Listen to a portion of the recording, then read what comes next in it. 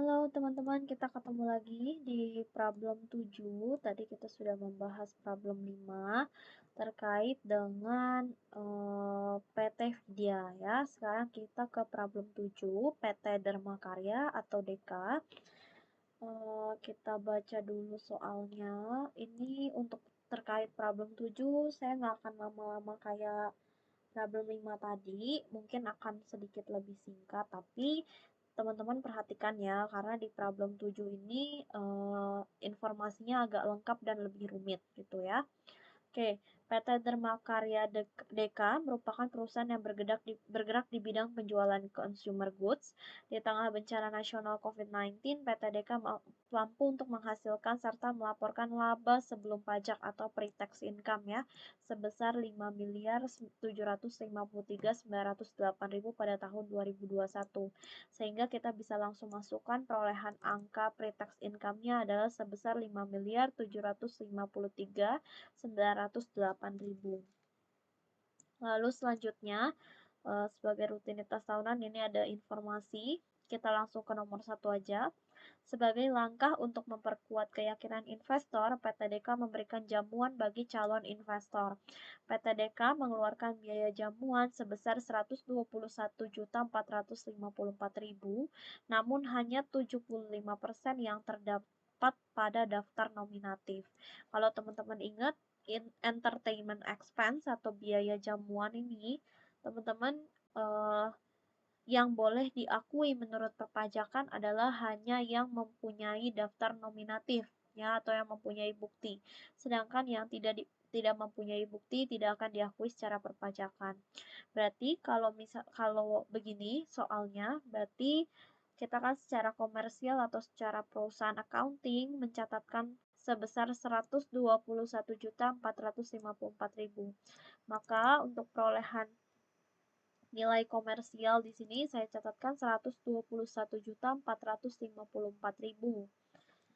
Lalu untuk perolehan fiskal sendiri dari perpajakan, karena hanya 75% yang terdapat pada daftar nominatif, maka untuk perolehan fiskal atau menurut perpajakan 121.454.000 harus kita kalikan dengan 75%, karena yang terdapat bukti atau daftar nominatif hanya 75%. Maka kita dapatkan adalah 91.090.500. Selisihnya kita tinggal kurangkan 121.454 dikurang dengan 91.090.500.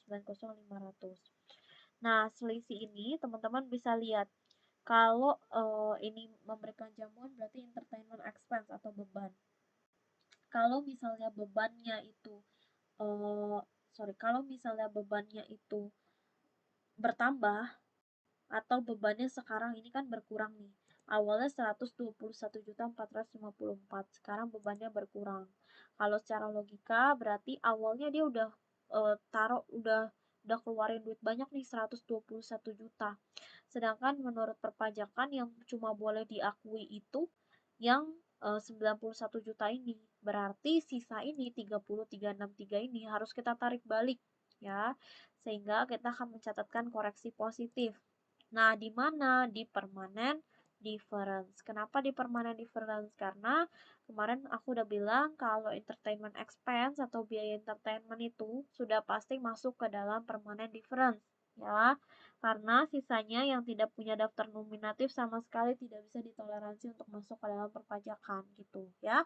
Maka masuk ke dalam entertainment expense koreksi positif sebesar selisih yang tadi kita sudah dapat yaitu 30.363.500. Gitu ya.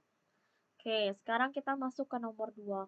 PT DK menjalankan program Corporate Social Responsibility atau CSR dengan sebagai bentuk kepedulian perusahaan terhadap keadaan sosial. Salah satunya dengan memberikan sumbangan beasiswa dengan rincian sebagai berikut. Yang pertama, sumbangan dalam rangka penelitian dan pengembangan vaksin COVID-19 di Indonesia dengan nilai 100 juta. Lalu, ini vaksin COVID-19 100 juta ya. Lalu yang kedua adalah beasiswa pendidikan S1 untuk 3 orang yang telah lolos seleksi. di mana setiap orang diberikan uang beasiswa sebesar 50 juta pada tahun 2021. Oke. Lalu selanjutnya adalah sumbangan terkait COVID-19 dengan memberikan alat pelindung diri atau APD serta uang tunai dengan total 214 juta kepada Pemprov DKI Jakarta. Selanjutnya sumbangan untuk bencana tanah longsor di daerah Brebes senilai 32 juta. Oke, dari keempat ini menurut teman-teman ada nggak yang perlu dikoreksi gitu? Nah, secara komersial atau secara accounting kita harus mengakui ini semua nih karena kan dia melakukan sumbangan, memberikan ini ya kan? Berarti kita tambahin semua nih. 100 juta, kita tambahin dengan 50 juta, tapi ingat karena tiap orang 50 juta, berarti ada 3 orang. Berarti kita kalikan 3, 50 juta dikali 3. Lalu ada sumbangan yang COVID-19 memberikan alat APD, itu 214 juta ditambahkan. Lalu yang terakhir adalah sumbangan tanah longsor di Brebes 32 juta. Nah, sekarang menurut perpajakan atau secara fiskal yang boleh diakui hanya yang bersifat nasional ya.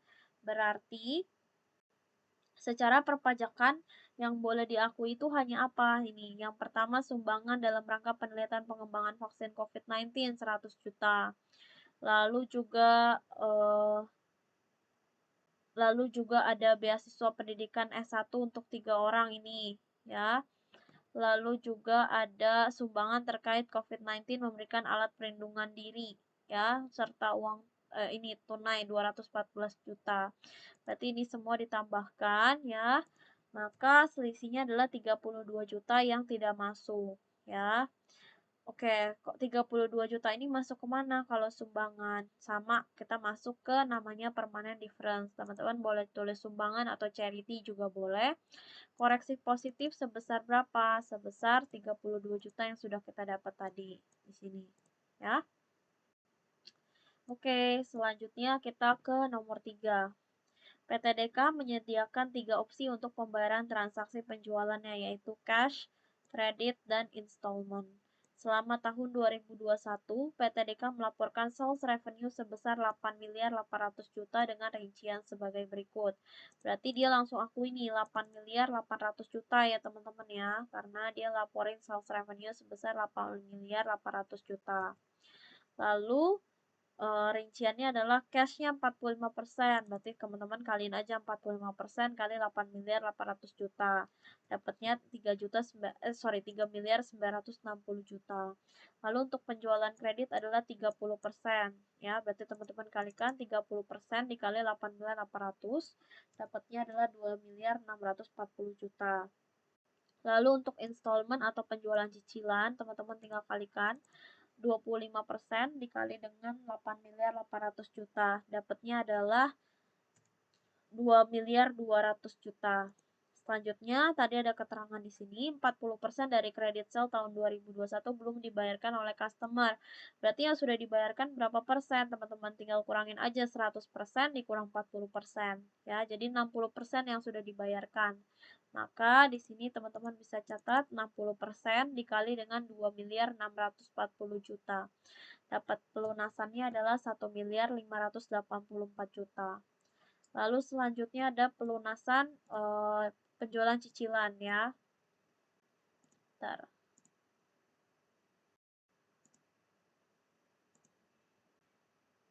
Nah, ini ada pelunasan cicilan. Nah, pelunasan cicilannya sebesar berapa? Dia bilang, dalam kontrak installment sales dijelaskan bahwa pembayaran diangsur selama 4 kali selama 4 tahun. Terjadi pembayaran angsuran pertama di tahun 2021. Berarti ini baru angsuran pertama ya. Kalau baru angsuran pertama berarti kan ini kan karena 4 kali selama 4 tahun berarti 1 tahun sekali. Karena baru tahun pertama langsung aja kita bagi 4. 2 miliar 200 juta kita bagi 4 hasilnya adalah 550 juta. Nah, selanjutnya kita tambahin nih semua nih untuk perolehan fiskalnya. Jangan lupa penjualan kasnya ditambahin ya. Ditambah dengan pelunasan kreditnya tadi, ditambah pelunasan cicilannya. Dapatnya adalah 6 miliar 94 juta. Lalu karena ini adalah merupakan penjualan atau penghasilan, berarti ketika penghasilan kita awalnya 8.800.000.000, lalu penghasilannya berkurang hanya mendapatkan 6.094.000.000, maka kita akan mencatatkan koreksi negatif atau DTL ya, atau koreksi atau deferred tax liabilities. Sebesar berapa? Teman-teman tinggal selisihkan. 8.800.000.000 teman-teman kurangi dengan 6.094, atau teman-teman mau 6.094 kurang 8.800.000 juga boleh. Asal yang penting kalau misalnya mau 8.800.000 dikurang 6.094, jangan lupa teman-teman keambain minus ya, karena ini sifatnya DTL mengurangi. Nah, poin ini akan menambah kemana? Akan masuk ke dalam beda waktu atau temporary difference. Kita catat di sini sebagai sales, jangan lupa DTL, angkanya kita tinggal lihat dari yang sudah kita hitung, 2.706.000.000 gitu ya. Oke, selanjutnya kita ke poin nomor 4. Pada 1 Oktober 2021, PT DK melakukan kontrak asuransi dengan Alveusco untuk jangka waktu 3 tahun dengan nilai yang dibayarkan di awal sebesar 360.360.000. Asuransi ini efektif mulai dari tanggal pembayaran. Berarti teman-teman kalau secara komersial kan tadi kita catatnya, tadi kan dia punya jangka waktunya 3 tahun, dia baru peroleh dari 1 Oktober 2021. Berarti kita bisa hitung hanya dari bulan Oktober saja ya. Berarti 360.360.000 ini teman-teman kalikan dengan berapa bulan? Oktober, November, Desember, 3 bulan ya, dari 1 Oktober ke 31 Desember 2021. Berarti teman-teman kalikan 3 bulan, jangan lupa pernya per berapa? Per 36. Kenapa 36 Ci? Karena kan 3 tahun. Kalau 3 tahun ada berapa bulan? 3 tahun ada 36 bulan, maka per 36. Dapat perolehan angkanya adalah 30.030.000. Namun secara perpajakan, 360.360.000 ini harus diakui seluruhnya, ya, harus diakui seluruhnya. Maka teman-teman akan langsung mencatatkan 360.360.000. Nah, ketika teman-teman melakukan kontrak asuransi, ya kan, teman-teman melakukan teman-teman melakukan pembayaran ya kan. Berarti untuk poin nomor 4 ini teman-teman melakukan expense atau pengeluaran beban. Ketika teman-teman bebannya itu bertambah, seharusnya 30.030.000 menjadi 360.000.000, maka teman-teman akan mencatatkan yang namanya koreksi negatif sebesar, teman-teman kurangin aja 30.030.000, teman-teman kurangi dengan 360.360.000, maka teman-teman akan mendapatkan hasil sebesar 330.330.000 yang akan teman-teman masukkan ke dalam temporary difference atau berbeda waktu. Teman-teman boleh catat beban asuransi ataupun insurance expense, jangan lupa DTL sebesar yang tadi kita sudah hitung, 330.330.000. Oke. Selanjutnya kita ke poin 5. Pada 1 Juli 2021, PT DK menyewakan sebidang tanah kepada Natanco untuk 2 tahun dengan nilai sewa yang sudah dibayar Natanco sebesar 240 juta. Nah, awalnya ini dia punya nilai sewanya adalah 240 juta. Tapi secara komersial, sorry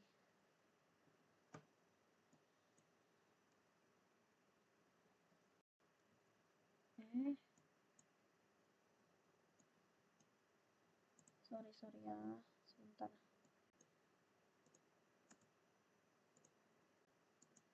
Ya, oke. Sorry. Nah, tapi secara komersial, dia hanya boleh mencatatkan dari 1 Juli 2021, teman-teman. Ya, jangan lupa. Berarti dari 1 Juli 2021 ke 31 Desember 2021 ada berapa bulan? Juli, Agustus, September, Oktober, November, Desember. Ada 6 bulan, ya. Berarti 240 juta, teman-teman kalikan dengan 6 bulan. per 24. Kenapa 24? Karena 2 tahun. 2 tahun ada berapa bulan? 24 bulan. Berarti dikali 6 bulan per 24 bulan. Dapatnya adalah 60 juta. Lalu untuk fiskalnya, ingat karena ini persewaan tanah, sewa tanah dan bangunan masuk ke mana? Masuk PPh final pasal 4 ayat 2.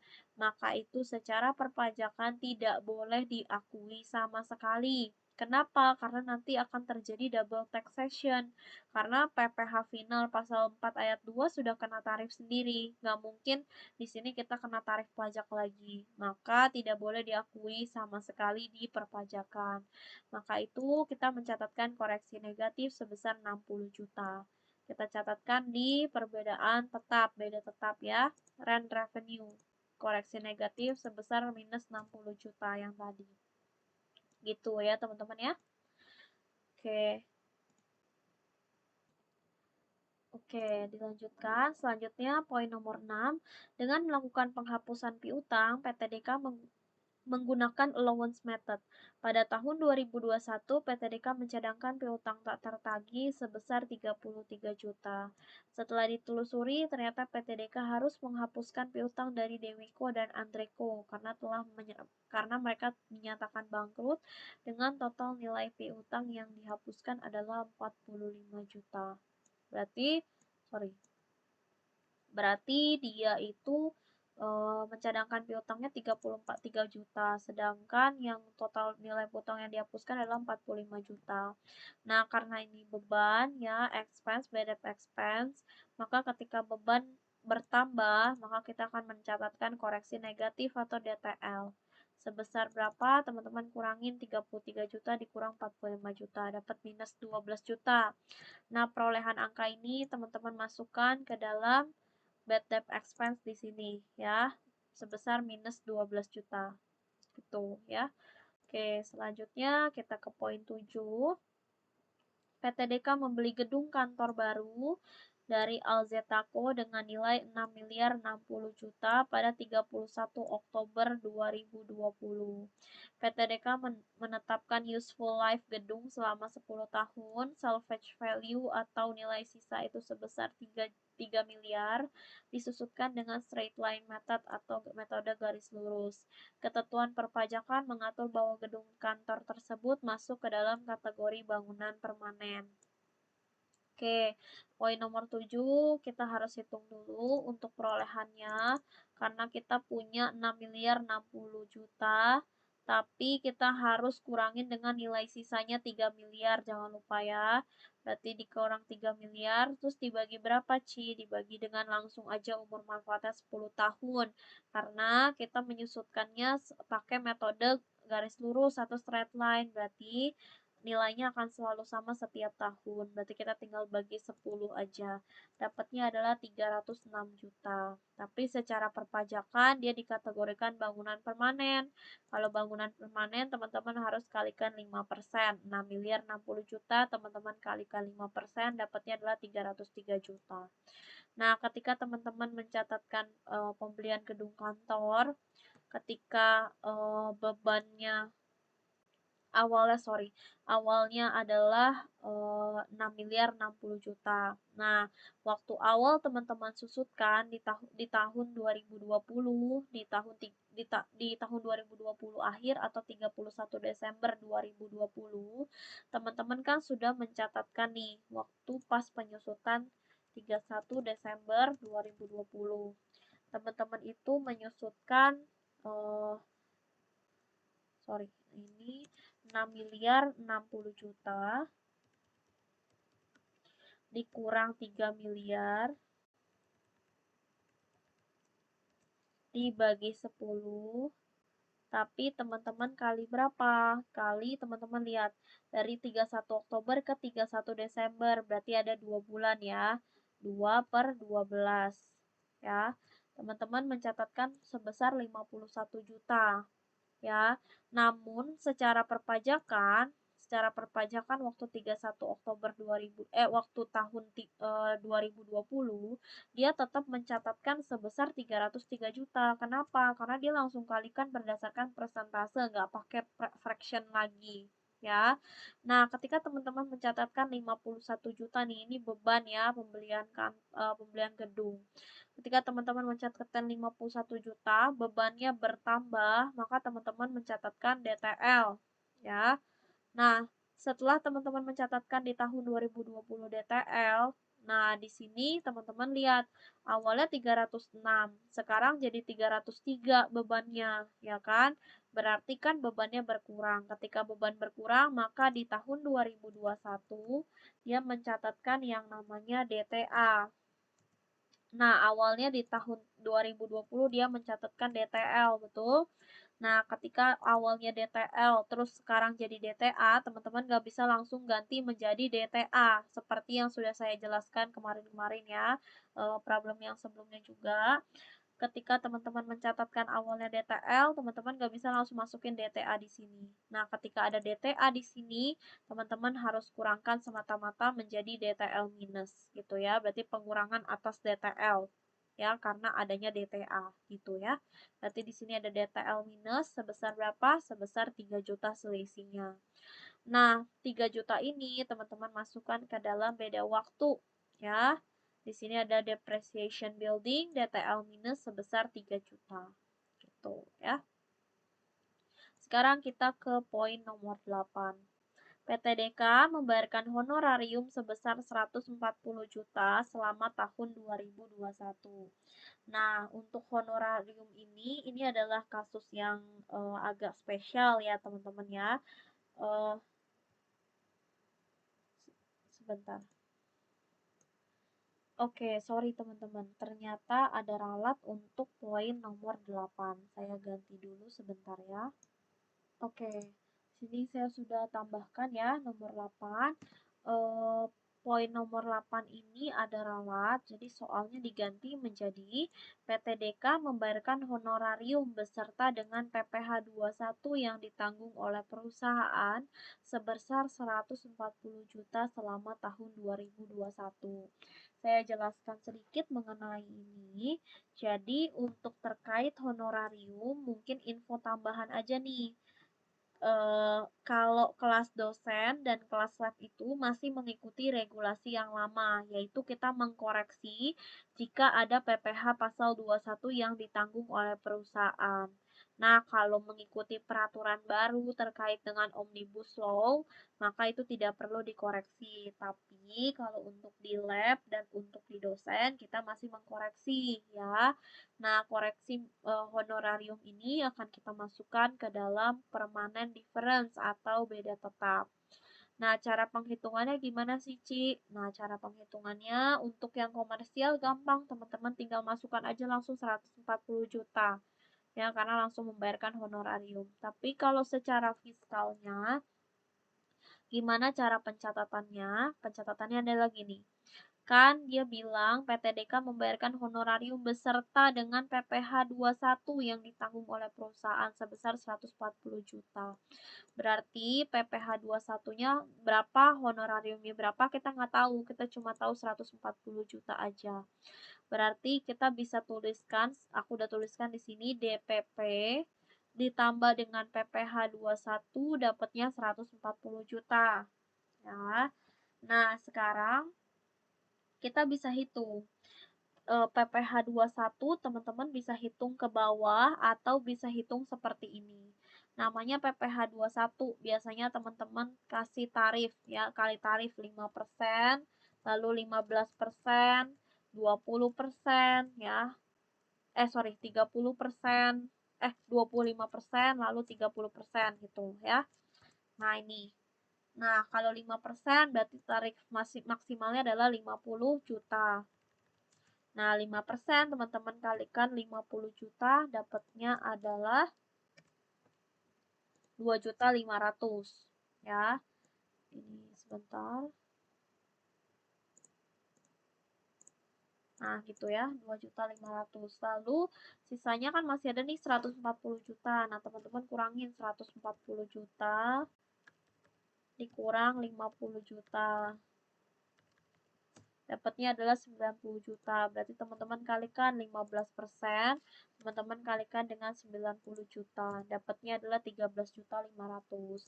Ini nggak perlu berarti ya, ini juga nggak perlu. Berarti teman-teman totalin 2.500.000 ditambah dengan 13.500.000. Maka dapatnya 16 juta untuk PPh 21. Ya.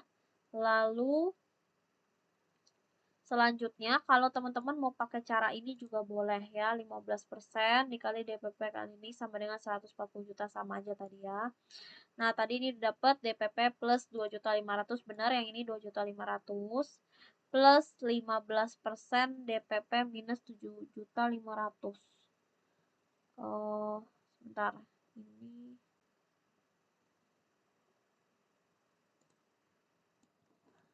sorry teman-teman. Jadi untuk terkait perhitungan 15%, ini bukan dikurangi dari 140 juta, tapi dikurangi dari DPP. Nah, sedangkan DPP-nya kita belum tahu ya, berarti ini tidak bisa dipakai yang tadi. Kita bisa pakai yang tadi 5%. Nah, untuk yang 15%, teman-teman harus kalikan dengan DPP dikurang 50 juta. Sama dengan 140 juta. DPP teman-teman udah dapat 5% dikali 50 juta adalah 2.500.000 ditambah 15% kali DPP. Ini teman-teman masukin aljabar ya, ini ya, 15% kali DPP terus 15% dikali minus 50 juta, dapat minus 7.500.000. Lalu teman-teman kelompokin DPP ditambah dengan 15% DPP. Dapatnya adalah 1,15 atau 115%, sama aja ya.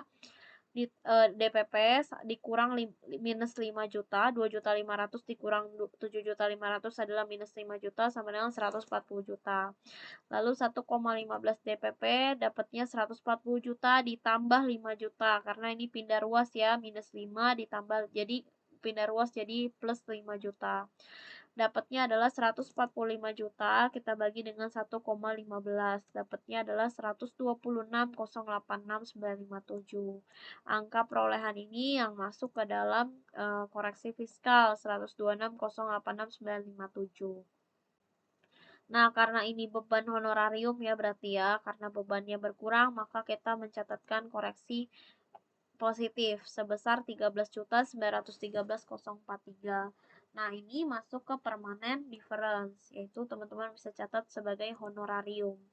13.913.043 gitu ya. Selanjutnya kita ke poin nomor 9. Di tahun 2021, PTDK mencadangkan warranty sebesar 50 juta. Di tahun yang sama terjadi klaim atas warranty dari pelanggan PTDK sebesar 30 juta.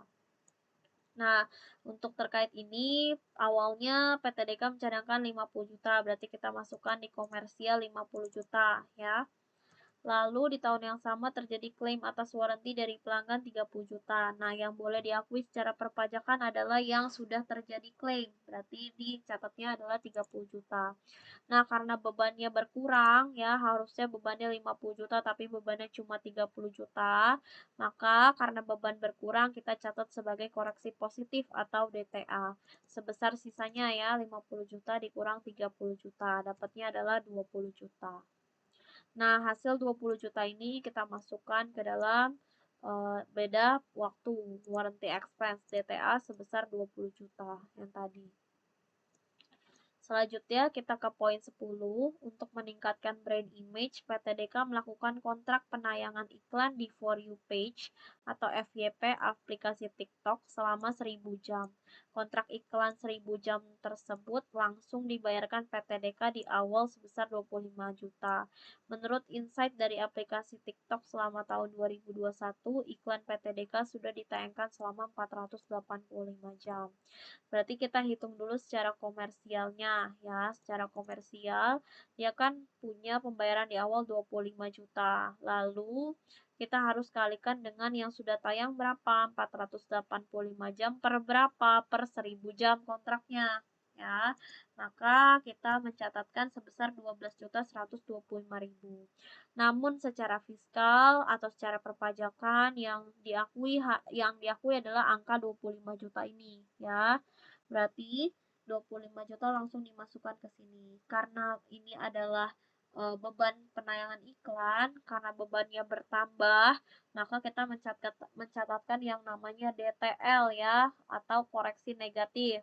Sebesar berapa? Teman-teman kurangin 25 juta, dikurang 12 juta 125.000. Dapatnya adalah minus 12 juta 875.000. Ingat kalau DTL pasti minus ya.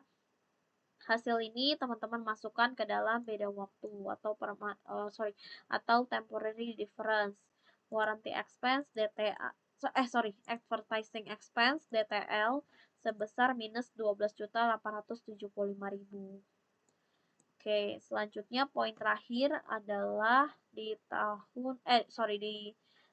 nomor 11, PTDK memiliki license senilai 120 juta dengan umur manfaat 5 tahun sejak 1 Januari 2021. Diamortisasi dengan straight line method, menurut ketentuan perpajakan, license tersebut harus diamortisasi sebesar 30 juta pada tahun 2021. Berarti untuk komersial kita bisa langsung kalikan aja.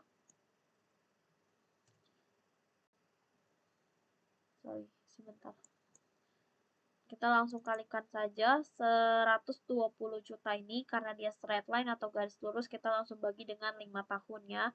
Berarti 120 juta dibagi 5 dapatnya 24 juta. Namun secara perpajakan, menurut ketentuan perpajakan yang diakui adalah 30 juta. Nah, karena dia ini adalah beban amortisasi ya, maka ketika bebannya bertambah, itu kita akan mencatatkan yang namanya koreksi negatif atau DTL. Dengan perolehan 24 juta dikurang 30 juta. Dapatnya adalah minus 6 juta. Minus 6 jutanya ini teman-teman masukkan ke dalam beda waktu atau temporary difference amortization DTL sebesar 6 juta. Terakhir, poin nomor 12, ini adalah tarif pajak yang berlaku 22% ya. Berarti sudah selesai, teman-teman bisa jumlahkan untuk permanent difference terlebih dahulu, teman-teman jumlahkan, maka teman-teman akan mendapatkan hasil 16.276. Nah, untuk perolehan sementaranya, teman-teman tambahkan pre-tax income dengan 16.276 ini. Ya, kalau di sini angkanya minus, teman-teman kurangin. Kalau positif ya ditambah. Berarti dapat perolehan sementaranya adalah 5.770.184.543.000. Lalu untuk temporary difference, teman-teman juga jumlahkan ya. Dapatnya adalah minus 3.044.205.000. Nah, untuk taxable income-nya teman-teman tinggal sesuaikan. Berarti 5.770 ini teman-teman kurangkan dengan 3.044 ini karena hasilnya minus. Maka kita akan mendapatkan hasil 2.725.979.543. Kita hitung perolehan DTA dengan DTL-nya. Untuk DTA-nya teman-teman cuma satu di sini ya, warranty expense 20 juta. Lalu untuk DTL-nya teman-teman jumlahkan yang di sini semua DTL sebesar 3.064.205.000. Oke. Untuk selanjutnya kita harus mencatatkan jurnal ya atau entry untuk income tax ya. Yang pertama ada income tax expense di sebelah debit. Ingat kalau income tax expense kita dapat angkanya dari mana? Dari angka di sini ya teman-teman ya. Berarti kita kalikan 5.770.184 kita kalikan dengan tarif pajaknya adalah 22%. Dikali 22% dapatnya adalah 1.269.440.600. Lalu ada deferred tax asset. Deferred tax assetnya dapatnya dari sini 20 juta, kita kalikan 22% juga. Dapatnya adalah 4.400.000. Lalu ada income tax payable, dapatnya dari mana angkanya? Gampang, dapatnya dari taxable income ya. Sebesar 2.725, kita kalikan 22%, dapatnya 599.715.500. Selanjutnya ada deferred tax liabilities. Deferred tax liabilities-nya teman-teman kalikan angka DTL-nya ini dikali 22%. Ingat jangan minus ya, karena di sini sudah kredit. Dapatnya adalah 674.125.100. Untuk jurnal sudah, sekarang kita harus membuat laporan income statement parsial ya. Jangan lupa bikin judulnya PT Dharma Karya DK Income Statement Parsial for the year ended Desember 31 2021. Ada income before income tax, angka ini teman-teman tinggal comot aja dari pre-tax income ya. Dapatnya adalah 5.753.908.000. Lalu ada income tax expense dibagi antara current dengan deferred. Untuk currentnya teman-teman tinggal masukkan dari angka income tax payable seperti biasa ya. Untuk deferrednya teman-teman kurangin antara deferred tax liabilities dengan deferred tax asset. Dapatnya adalah 669.725.100. Lalu teman-teman tambahkan dapat hasilnya 1.206.9.446.600. Lalu income after income tax-nya teman-teman kurangin antara 5.753 teman-teman kurangin dengan 1.269. Dapatnya adalah 4.484.467.400. Selesai sudah untuk problem 7. Tadi juga ada video terkait problem 5. Jika teman-teman masih bingung, teman-teman bisa ulang lagi ya, ulang lagi videonya atau di pause atau diulang lagi, di replay lagi juga boleh ya. Nanti teman-teman kalau misalnya masih ada yang mau ditanyakan boleh chat di Teams atau masuk ke dalam Meet Now yang aku buat. Jadi besok aku akan buat Meet Now. Meet Now-nya itu nanti teman-teman kalau misalnya ada yang mau ditanyain, teman-teman bisa langsung masuk ke dalam Meet Now tersebut gitu ya. Lalu jangan lupa setelah ini ada post test ya, teman-teman kerjakan post testnya, dikerjakan dengan baik. Semoga bisa terjawab karena kita sudah latihan ya 4 problem. Lalu untuk problem 5 dan problem 7 tolong dicatat dan dimasukkan ke folder catatan mahasiswa ya teman-teman ya. Setelah itu teman-teman nanti masukkan bukti teman-teman sudah menonton baik terkait problem 5 dan problem 7. Nanti teman-teman masukkan ke dalam assignment yang akan saya buat. Ya, itu akan menambah poin partisipasi teman-teman juga untuk pertemuan kali ini. Mungkin itu saja untuk terkait problem 7 dan problem 5 video yang tadi. Kenapa saya pisah? Karena takutnya lama nanti teman-teman jadi boring nontonnya ya. Kalau dipisah kan teman-teman jadi bisa lebih paham satu-satu antara problem 5 dan problem 7. Mungkin itu saja terkait dengan problem 7 dan problem 5. Semoga teman-teman bisa lebih paham terkait dengan materi income tax. Terima kasih teman-teman.